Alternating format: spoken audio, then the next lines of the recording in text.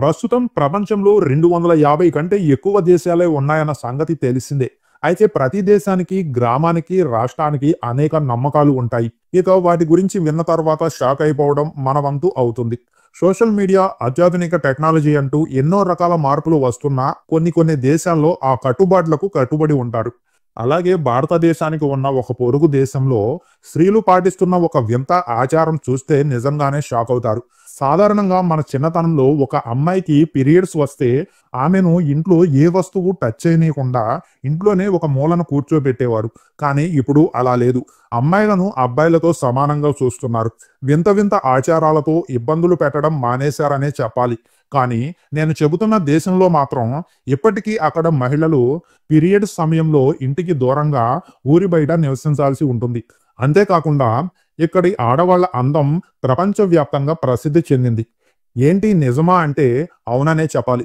మరి ఆ దేశం మరెక్కడో కాదు, మన పొరుగు దేశమైన పాకిస్తాన్ దేశంలో ఒక లోయలో ఉంది.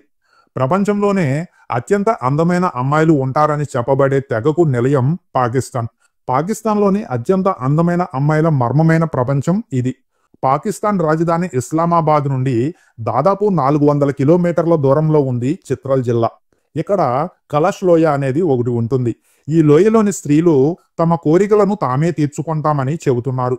వారు తమ సొంత ప్రేమికుడిని ఎంచుకోవడమే కాకుండా వివాహం తరువాత మరో వ్యక్తితో ప్రేమలో పడితే అతడినే పెళ్లి చేసుకోవచ్చు అనే ఆచారం కూడా ఉంది. కలష్ వ్యాలీలో మహిళల తల్లిదండ్రులు కూడా వారి నిర్ణయానికి మద్దతిస్తున్నారు.